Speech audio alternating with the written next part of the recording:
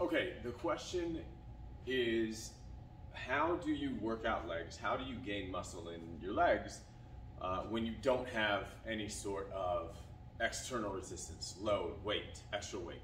And we're gonna play with a philosophy about called time under tension here.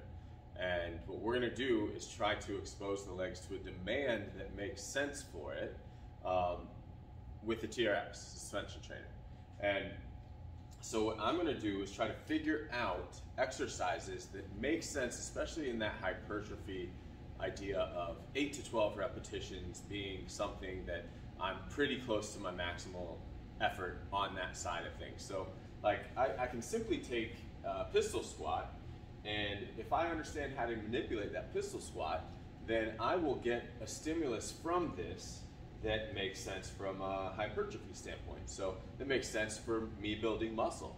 So I can take this pistol squat, and what most people will do is they'll fall down and then drive themselves back up. And if I use that descent of the pistol squat as well as the ascent of the pistol squat, I'm getting twice the amount of work in the same repetition. So if I look at this and don't just do this, right? I'll go here, then I'll fall, and then I'll come up. And that's how most people will do something like that. They'll figure out how to get up any way possible, right? So they'll kind of herky-jerky to one side with their hips.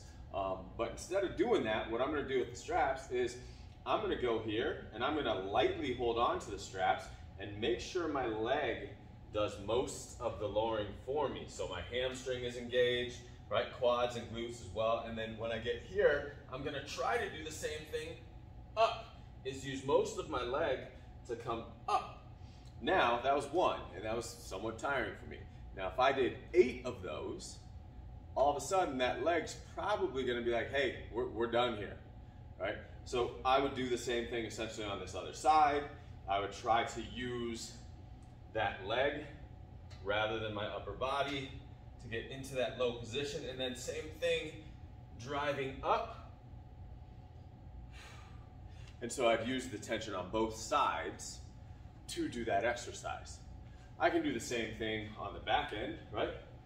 I can get into this position, and now this is a little bit easier to do, right? So this single leg lunge is a lot easier to do here, so I may, from a growth standpoint, try to end explosively on that, right?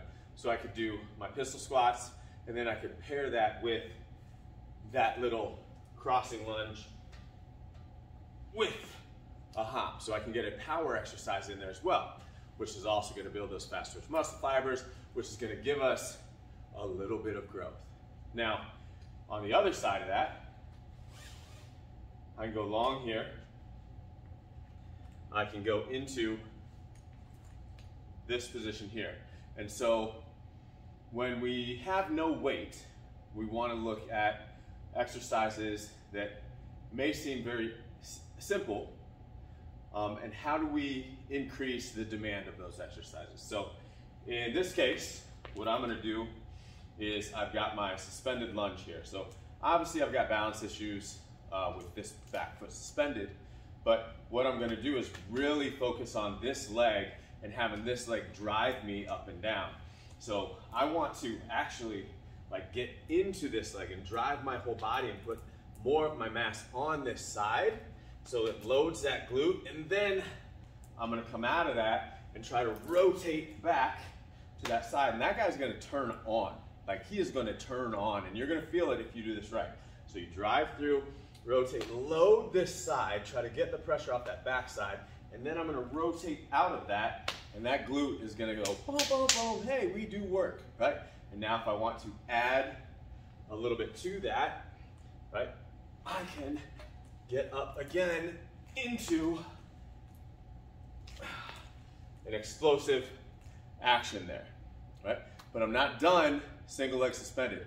So now I'll give this side a break, go right into that back end side, and I get this leg extension. So again, I don't want to put my feet together on this. What I want to do is try to use and utilize just that side because I want growth to happen.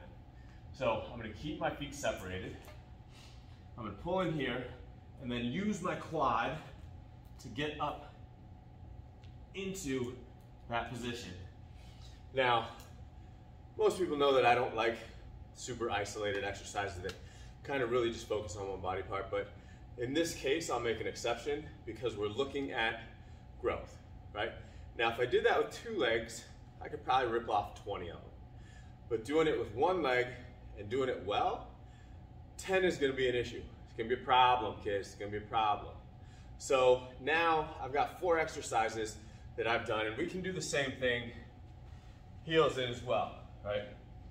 So I can put my heel, just 1 heel, in here, and depending on my strength, I can make this really, really challenging, or I can make this something you shouldn't be doing in the first place because you're not strong enough for it.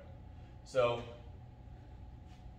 this idea here, right, is a hamstring curl, right? So I'm really loading that hamstring in this position.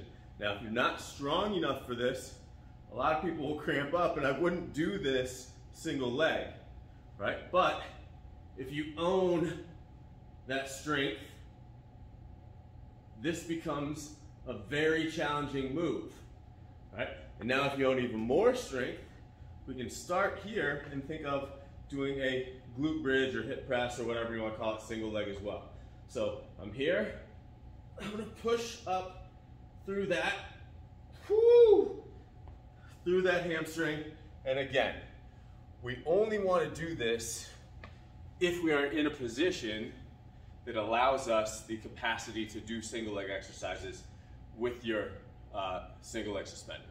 So those are a few options to get some really good growth of the lower body in the TRX suspension trainer, and maybe some things that you haven't necessarily thought of.